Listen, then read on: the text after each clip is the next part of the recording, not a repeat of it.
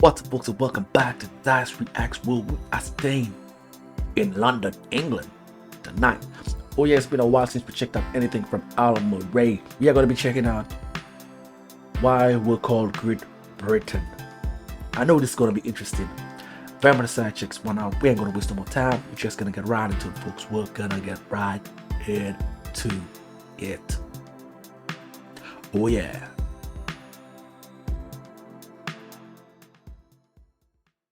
This country is called Great Britain, isn't it? Great Britain, that's the name of this country. Great Britain. Not all right Britain, Great Britain. Yeah? I mean, France, they don't even call that Great France or anything. They just call it the France, don't they? Yeah? In case they should confuse it with some other France.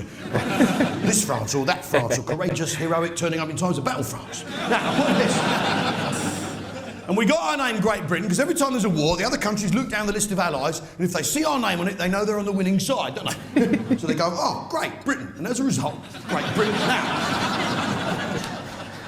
And the truth is, we the British, well, I think we're the finest fucking people. I mean, look at this bloke. He is as hard as nails. He's got his RBS badge on, Fraser. He's out at lunch. He's hasn't had any lunch. He's as hard as fucking nails. And we the British are as hard as fucking nails. That's a fact. Yeah? Ranulph Fiennes is going to the South Pole again. You know this? But this time he's going in slippers. He's so fucking hard. Right, Yeah? really? Queen Victoria was fucking hard. I mean, look at her. Well, early goth. Yeah, hard as fuck. Nelson, one arm, one eye, still fighting the French. Yeah? Defeated the French literally, single-handedly. Fucking incredible achievement.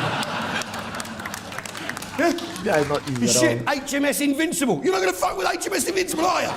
It's going to beat you. No point. Now, the point is, we're hard as nails in this country. Yeah, it's a fact. Yeah, Great Britain, that's the name of this country. Great Britain. And it's a scientific fact. And people say, why is this country called Great Britain? Yeah, people mock us. They say we're not great anymore, don't they? Yeah, especially lads with bleached blonde hair. What's your name, son? Gary.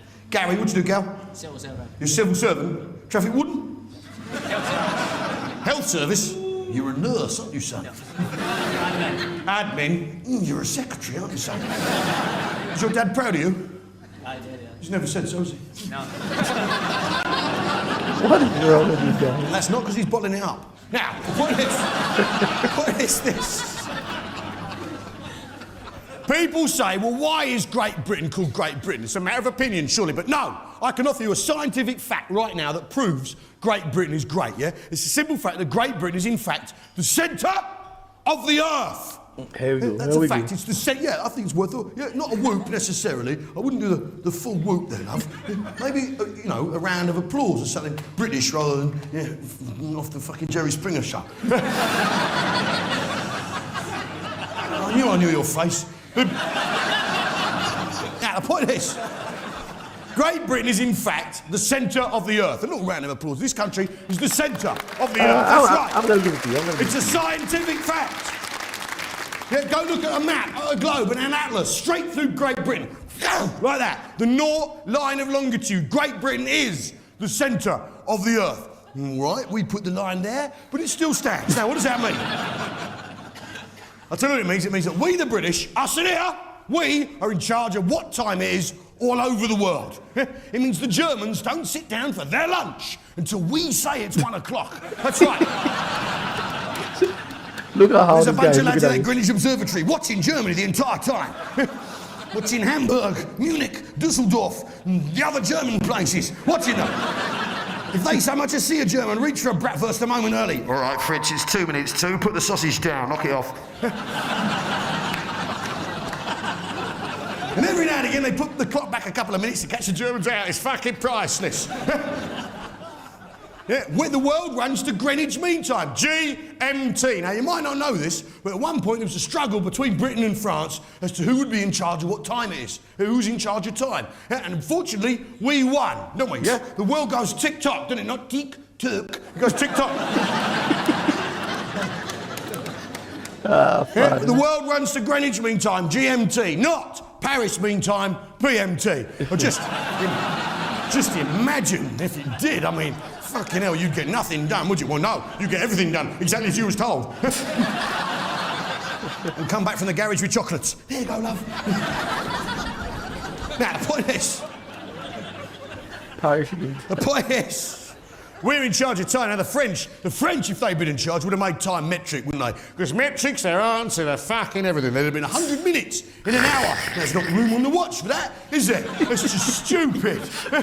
You'd have been 10 hours in a day, 10 days in a week, 10 months in a year. I mean, that's mental, isn't it? And whoever thought of that is insane. That means your weekends will be every other Tuesday, Christmas will be February one year, April the next, June. I mean, whoever thought of that is some mad, raining, ranting fucking fool, just making up as he goes along. Now, the point is, but this raises an important question, doesn't it? Because the French like their metric, and we have our own perfectly good system of measurements in this country, the imperial system of measurements, which is in fact superior in every single fucking way to metric. I mean, let's just take a look at the numbers. Fraser is a banker. You understand how numbers work. Not that well, obviously. Minus numbers is what you have a problem with, isn't it? Now, the point is this. Did he say a billion or a trillion? I can't remember. The point is, the metric system, you look at the units of measurement themselves, yeah? I mean, let's start with those. I mean, the British units of measurement are bigger than the French units of measurement, and therefore better. The inch, 2.5 times the size of a fucking centimetre. Take pride. The mile, 1.5 kilometres at very fucking least. Yeah? The yard does fall shy of the metre, I'll admit that. But what does it mean? There's more of them. Yeah? It's a fact. The world's a bigger place in acres. You can't argue with the logic, can you? Yeah. And then look at the numbers. Metric revolves around the number 10. Now, the number 10 is a good number for multiplication. You stick a naught on the end, job done. It's a number for idiots, the number 10, yeah? But for division, it's a piece of shit, isn't it? Isn't it? For division, yeah, 10's crap, isn't it? Yeah? What does 10 divide by, Fraser? 1, 2, 5, and itself. Nothing else. You can't get a third of 10. It's impossible. Say you're in a play with 2 other actors and you make the roaring figure of £10, which is what you're likely to make, isn't it, Rory? Let's be honest now. You can't split that money 3 ways, can you? Because you can't get a third of 10. You get that thing, don't you? 3.3 like that. Point. It's not a number, it's a fucking mosquito. Now, compare that to the number 12, the cornerstone of the imperial system. 12, what does 12 divide by? 1, 2, 3, 4, 6, and itself. It's a fucking fraction bonanza. When you combine these two things, when you combine the fact that 12 is a better number than 10, and imperial units of measurement are bigger than metric, yeah, you end up with a simple choice between the imperial system and the metric system that I think, in the end, gentlemen, we should ask the ladies to make the choice, yeah? Because ladies, which would you really rather have? Yeah? 12 inches or 10 centimetres? Which would you prefer? Wow. I wasn't expecting what he was saying at the end there. That's crazy, man. Damn it. This guy is hilarious. He makes a lot of points. And he makes you want to go back in history and look at mathematics and a lot of those things, how it kind of like started and how countries kind of gravitated to certain aspects and took some of them and ran away with it, and others did it a different way. Very interesting, very funny.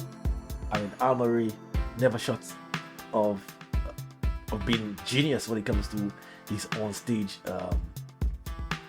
The topics that he tackles, very different. I've never heard someone talk about those kind of, like, comedians talk about, like, especially that aspect of time. And he knows how to bring his country into the fold, into the mix of his comedy.